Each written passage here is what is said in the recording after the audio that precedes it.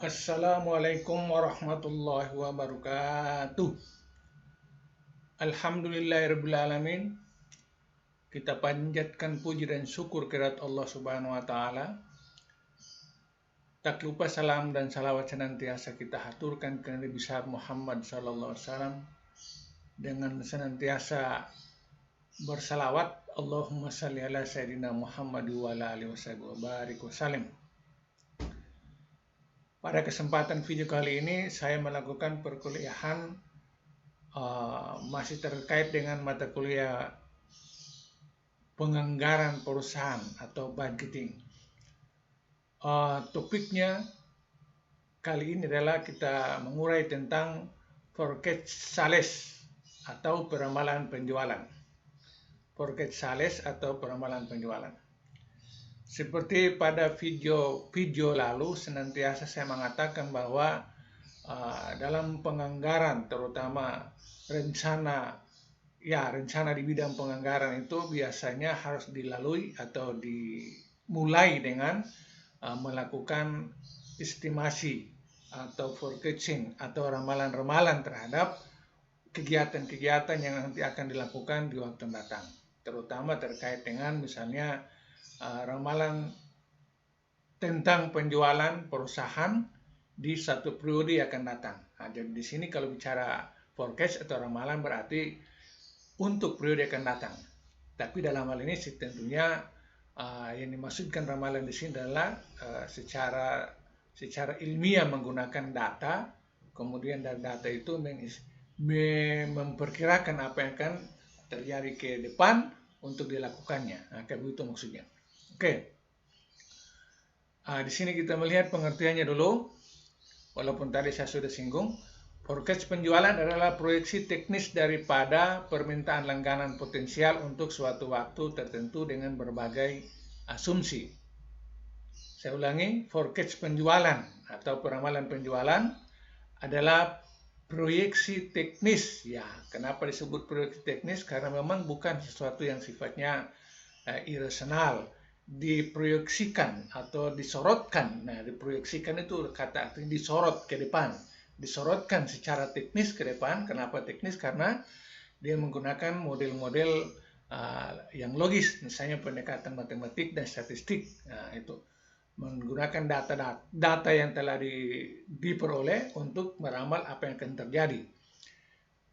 Proyeksi teknis daripada permintaan langganan potensial. Nah, itu jadi terkait dengan penjualan di sini otomatis bicara tentang pelayanan kepada atau pemenuhan kepada pelanggan-pelanggan kita. Pelanggan di sini dimaksudnya adalah pelanggan potensial, artinya yang selama ini belum berbelanja sama kita, ya toh, tetapi kita menganggap mereka adalah orang-orang atau ya calon-calon pelanggan yang siap untuk mereka membeli barang-barang ataupun jasa kita. Nah, itu yang dimaksud dengan langganan potensil. Kalau sudah menjadi langganan, bukan lagi potensil, tapi dia adalah sudah merupakan langganan. Bahkan statusnya bisa menjadi langganan tetap, langganan loyal, dan seterusnya.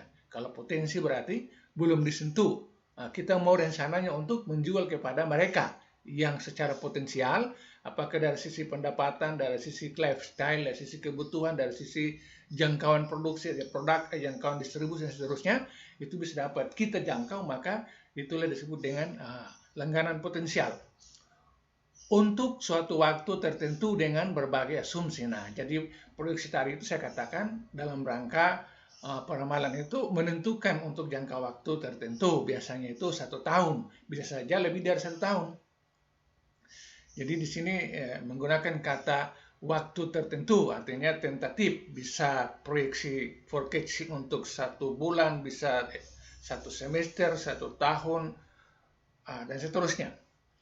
Dengan berbagai asumsi. Nah, artinya forecasting tadi yang sifatnya teknis ini harus mendasari kepada beberapa asumsi. Nah, asumsi di sini yang di bawah ini, yang pertama, pemilihan berbagai teknik forecasting dipengaruhi oleh sifat produk yang dijual. Nah, jadi memforecast itu tadi juga sebenarnya bukan sekedar kita melihat pelanggan potensialnya, calon-calon pelanggan kita, tetapi kita juga harus melihat secara organisasi ke dalam kita, sejauh mana kemampuan kita. Nah, dalam hal ini misalnya sifat produk yang dijual. Sifatnya itu mungkin dari sisi produk yang tahan lama, kemudian produk yang barangkali jumlah satuannya bisa ukuran dalam bentuk berbagai ukuran-ukuran, satuan-satuan, misalnya kilo kah, atau lembar kah, atau unit-unit tertentu, itu harus diperhatikan. Kemudian dari sifat wujud dari barang itu sendiri juga harus diperhatikan, karena terkait dengan yang berikut di bawah ini, metode distribusinya.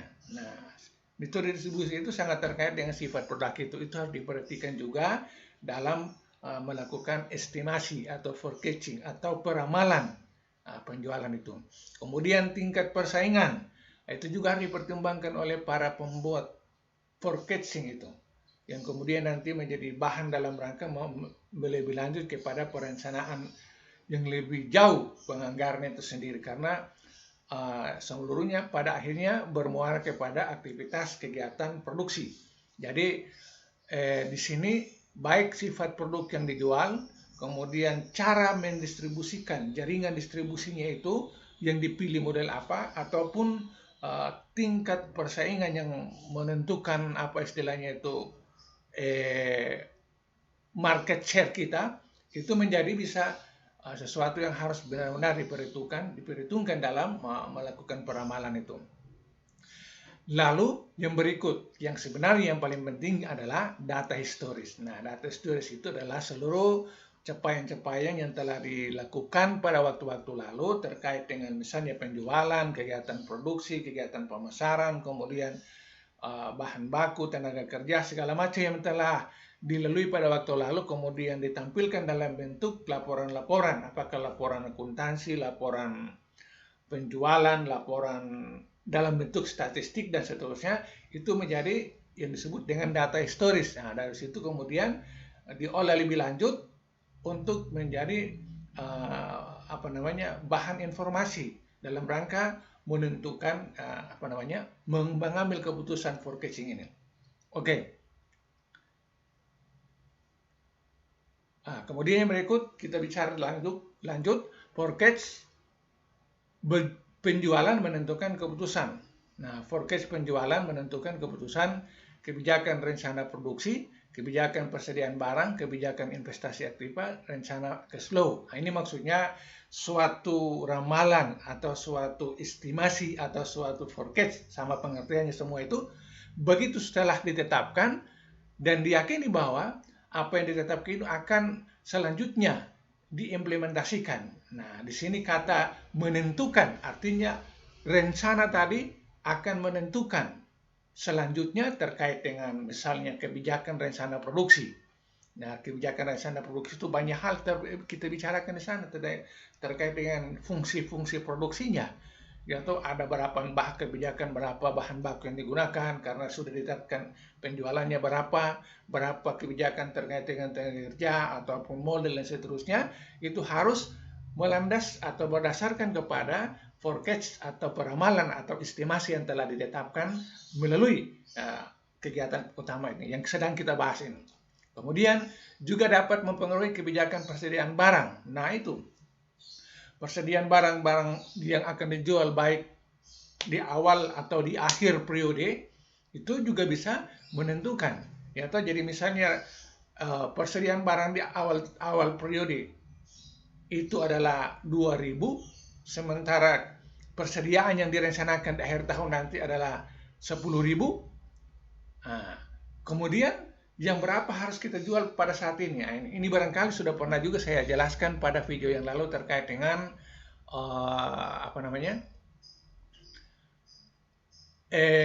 penganggaran komprehensif dengan penganggaran parsial. Saya sudah pernah singgung cara-cara menghitungnya itu. Nah, itu yang dimaksudkan di sini. Nah, kemudian kebijakan investasi aktiva. Aktiva dalam ini bicara adalah aktiva tetap. Kebijakan untuk menetapkan atau misalnya membeli aktiva tetap berupa misalnya tanah kah, gedung kah, mesin kah, ataupun mungkin misalnya peralatan-peralatan aktiva yang bergerak seperti mobil, kendaraan-kendaraan berat, itu harus sesuai dengan yang dibutuhkan. Nah, dibutuhkan itu berdasarkan kepada berapa yang harus kita produksi. Nah, misalnya kapasitas produk daripada satu pabrik itu belum cukup untuk memenuhi apa yang kita inginkan atau kita rencanakan di tahun mendatang, ya harus dibuat pabrik baru. Ya toh? Begitu pula fasilitas atau aktiva-aktiva yang lain. Nah, harus kalau dia kurang, maka harus diadakan. Apakah diadakan dengan cara beli baru atau outsourcing dalam artian sewa dan seterusnya, atau misalnya dia kelebihan, ya toh, yang kita tetapkan penjualan itu segini, tetapi peralatan kita sebenarnya mampu memproduksi lebih banyak.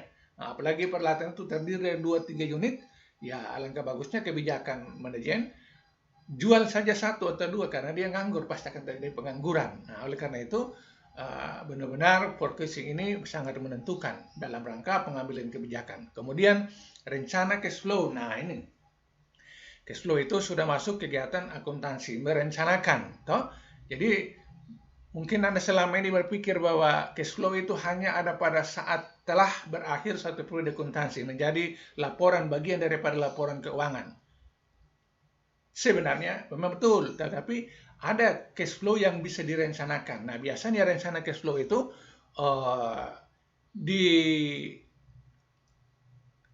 dikaitkan atau dihubungkan dengan rencana-rencana penganggaran itu secara keseluruhan, ya toh. Perencanaan tentang kas awalnya berapa, kemudian perencanaan tentang penjualannya berapa, seluruh bagian-bagian atas itu sama posisinya seperti misalnya kita menyusun rugi laba, ya toh, ada. Tapi di sini cash flow itu ada kas awalnya, kemudian ada sisi atas kas masuk terdiri dari kas awal, kemudian penerimaan, kemudian di bawah kas keluar terdiri daripada pengeluaran seluruhnya, baru ada selisihnya paling di bawah sekali, lalu kemudian ke kanannya itu bisa dibuat per periode, yaitu bisa per bulan. Nah, per bulan pertama, kedua, dan seterusnya. Nah, itu biasanya kalau pada waktu semester lalu, saya kalau masuk di fase kedua, fase mid, ya saya menjelaskan tentang rencana cash flow ini. Karena cash flow ini sebenarnya sangat bagus sekali untuk Anda pahami. Nah, tapi pada kesempatan ini barangkali saya tidak bisa. Saya hanya menyebutkan rencana cash flow saja. Itu formatnya kayak begitu. Mirip-mirip seperti laporan rugi laba, tetapi bagian atas itu disebut dengan kas masuk. Diawali dengan kas awal, penerimaan di kas awal, kemudian selanjutnya di bawahnya adalah pendapatan. Kemudian paruh kedua di bawah adalah kas keluar. Nah, itu berupa seluruh pengeluarannya, terus kas masuk dikurangi total kas masuk dikurangi total kas keluar, jadinya di bawah saldo. Nah, itu misalnya untuk bulan pertama. Nah, kemudian bulan keduanya, saldo dari bulan pertama itu akan menjadi kas masuk di bulan kedua di atas, paling di atas. Diurutkan lagi ke bawah, kemudian dapat lagi saldo di bulan kedua, itu saldo bulan kedua akan berubah menjadi saldo jadi kas awal atau ya kas awal di bulan ketiga. Nah, begitu dan seterusnya sampai satu periode, misalnya 1 tahun.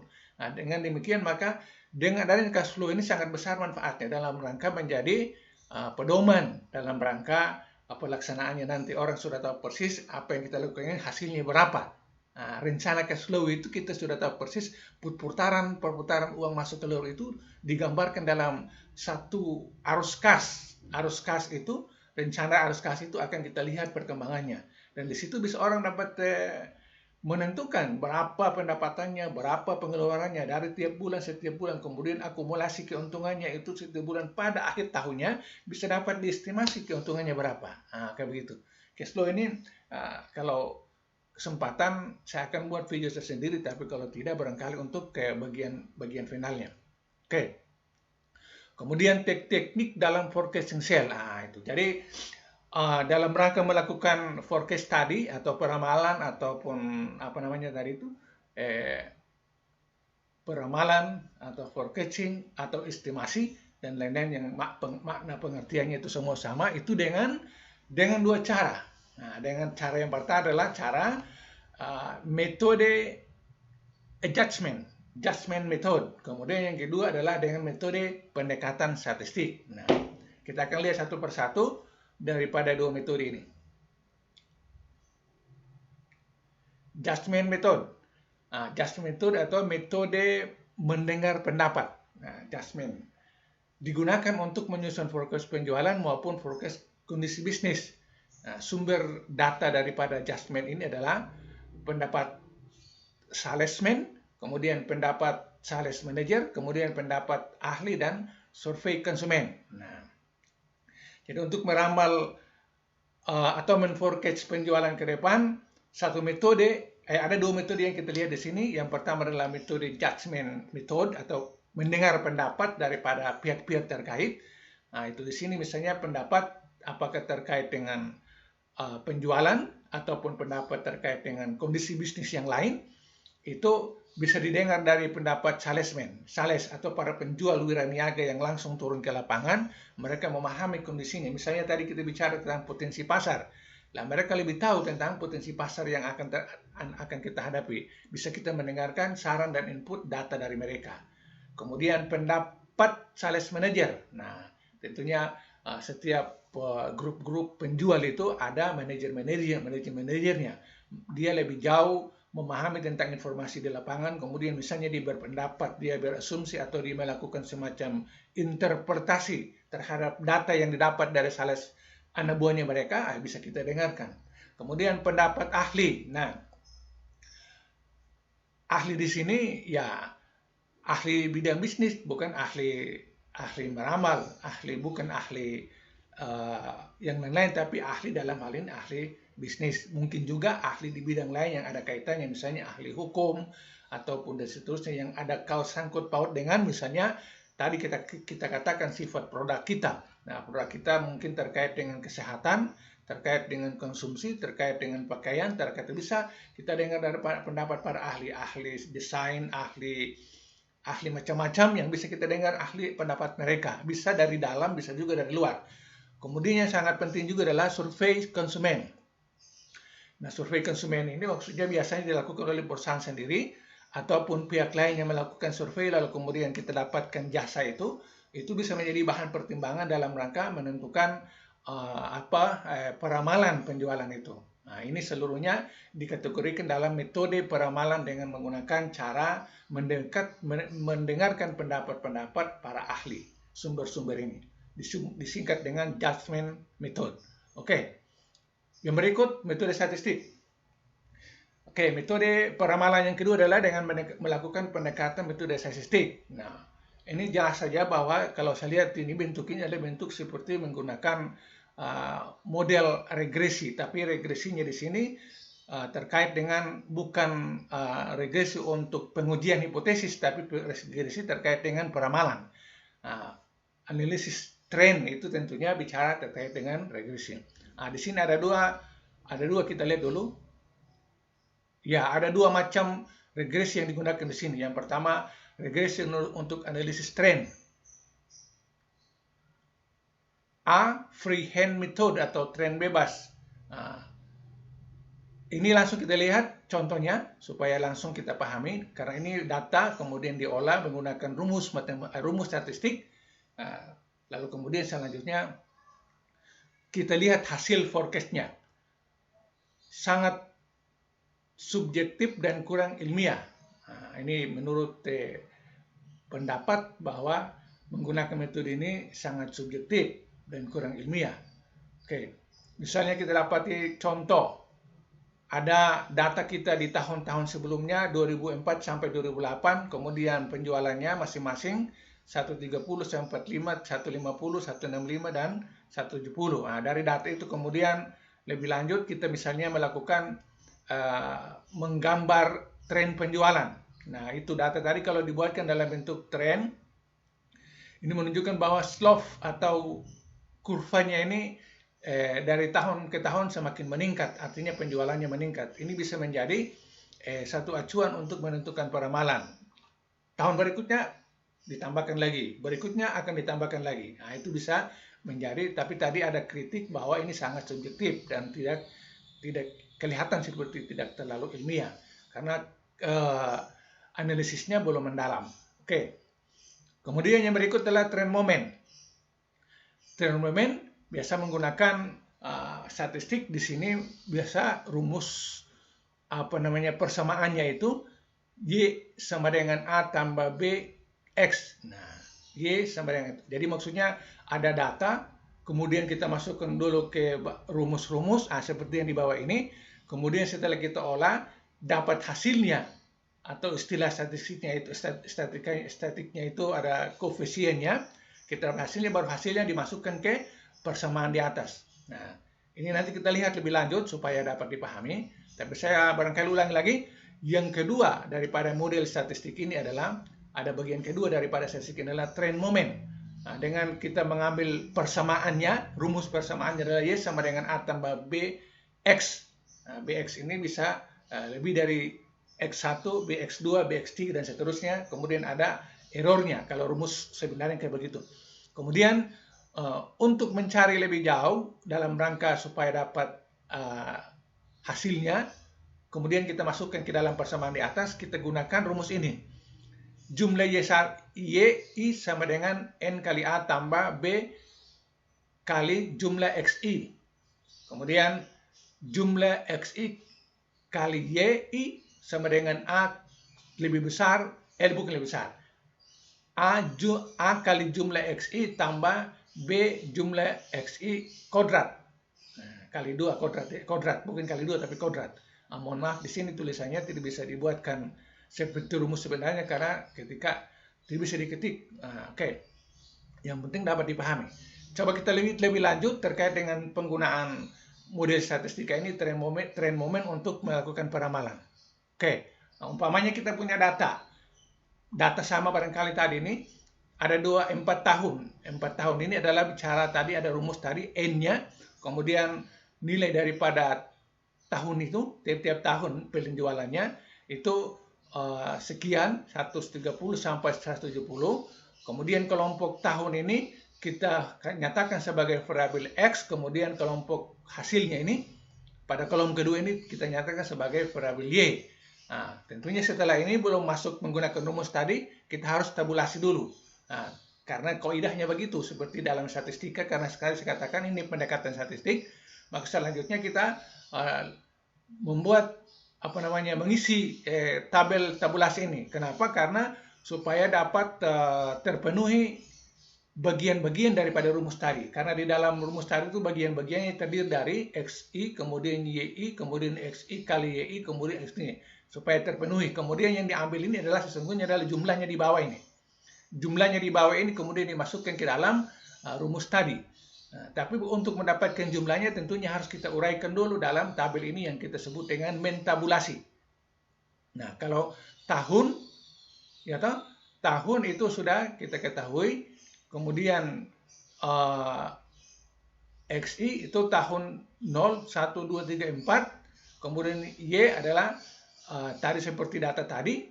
Kemudian XI kali YI sama dengan 0, karena 0 kali 130, 0. Kemudian 1 kali 145, kemudian 2 kali 150, 300. 3 kali 165, 479. 4 kali 170, 680.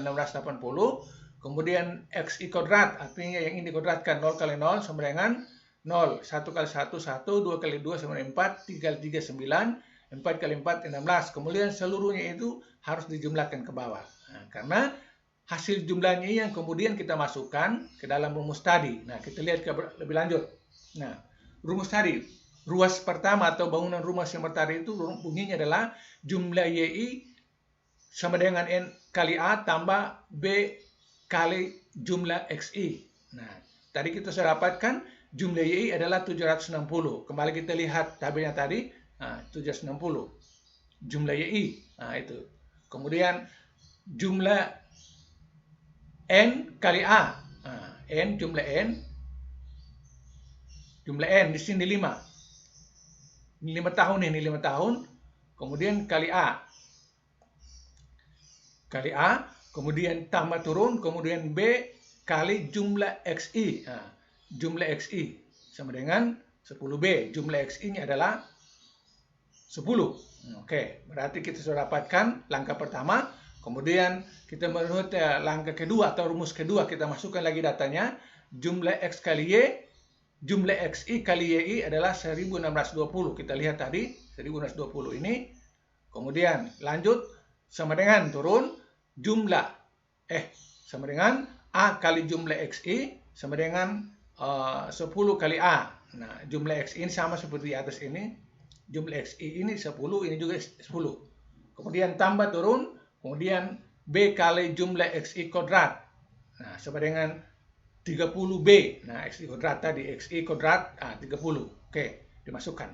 Berarti dengan demikian, dua rumus telah terisi dengan hasil daripada tabulasi tadi, berupa jumlah-jumlahnya. Nah, kemudian kita melakukan penyelesaian lebih lanjut. Nah, 5A turun, kemudian tambah turun, kemudian 10B turun, kemudian 76 sama dengan 76. Nah, ini dipindah posisikan kali 2. Kemudian yang keduanya 10A turun, 30B turun, kemudian 1620 turun. Rumus 2. Oke. Kita lebih lanjut. Kita dalam rangka untuk penyelesaiannya, kita susun tadi di sini 10A dengan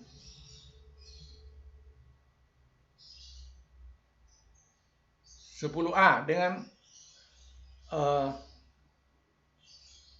ya ini kali 5 kali 2 10.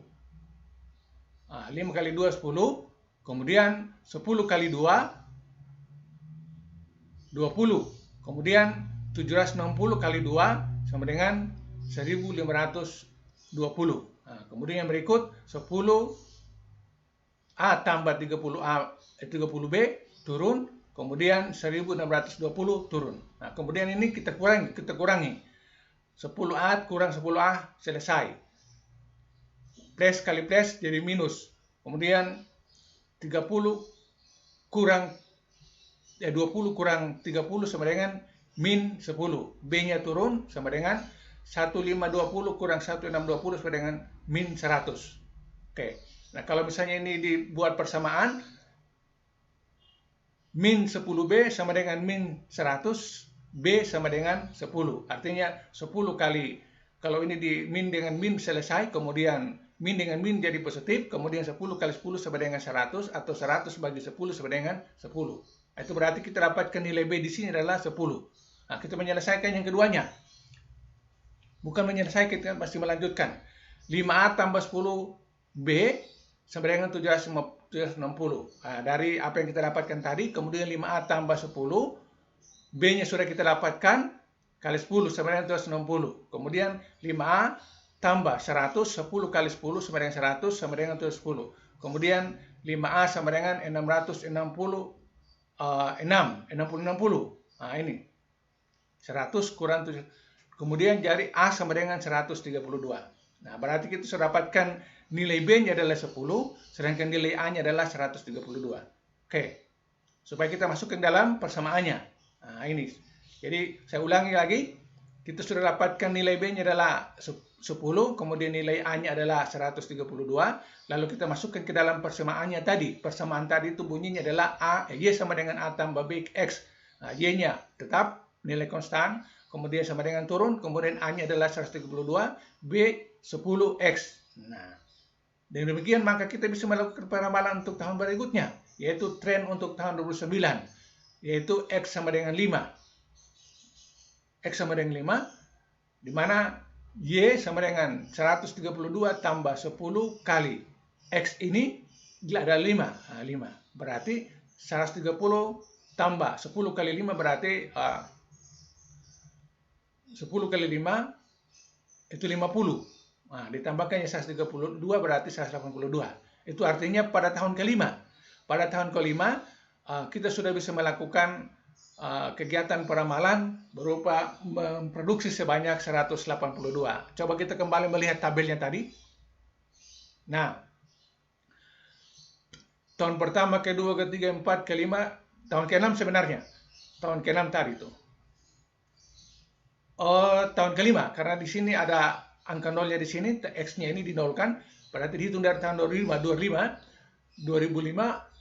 pada tahun 2009 itu adalah tahun kelima.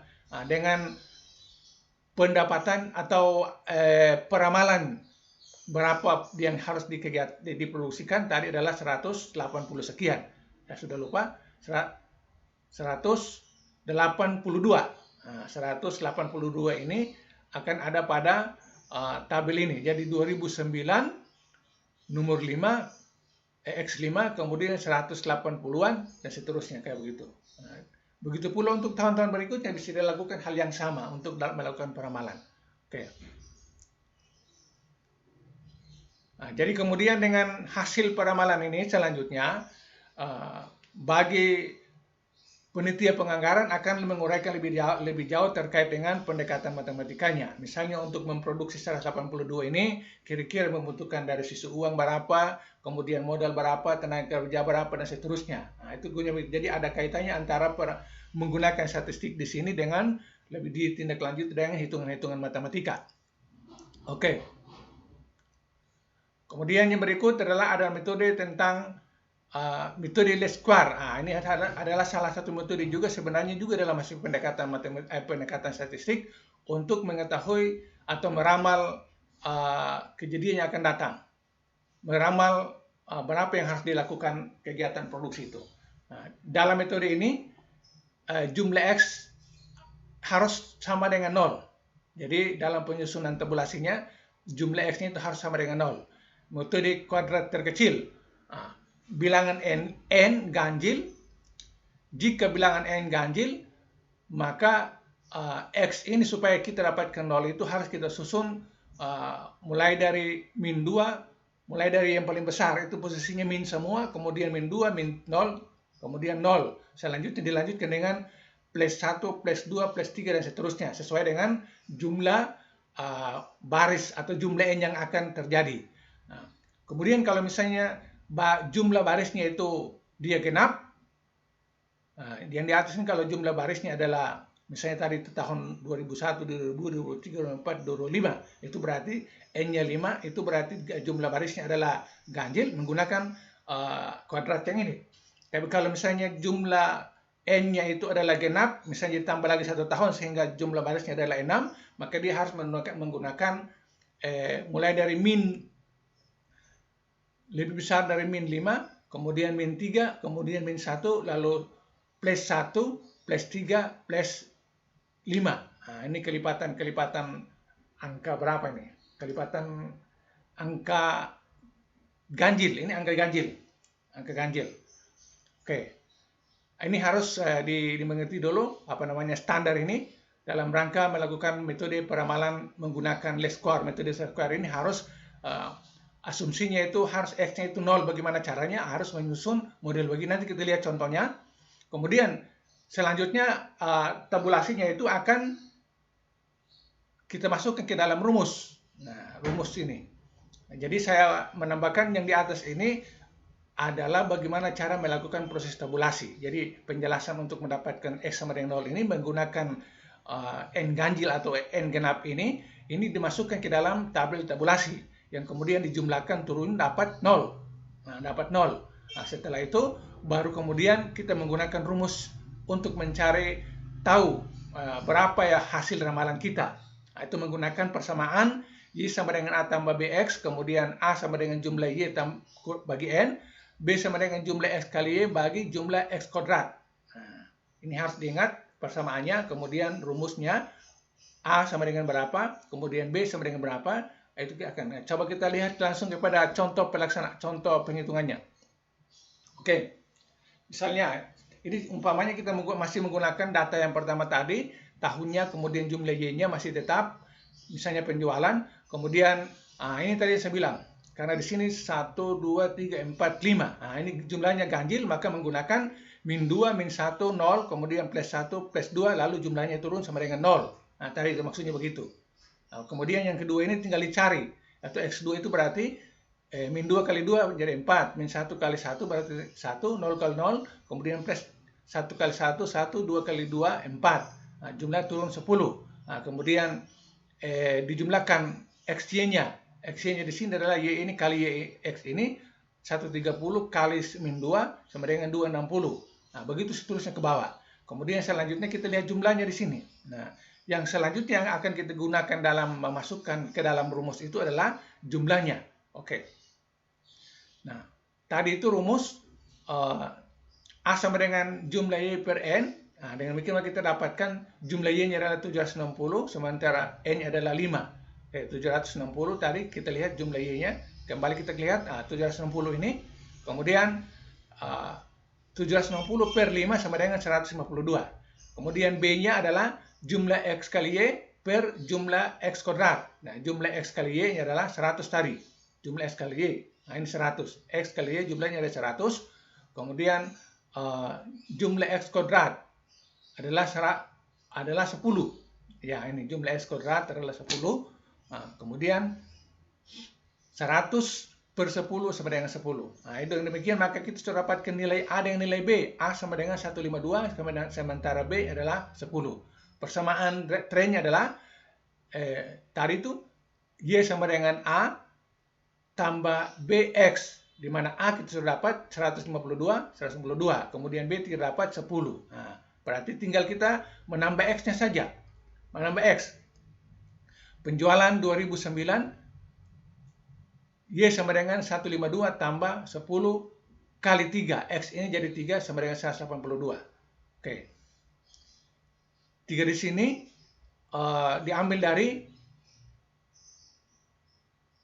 yang ini. X ini.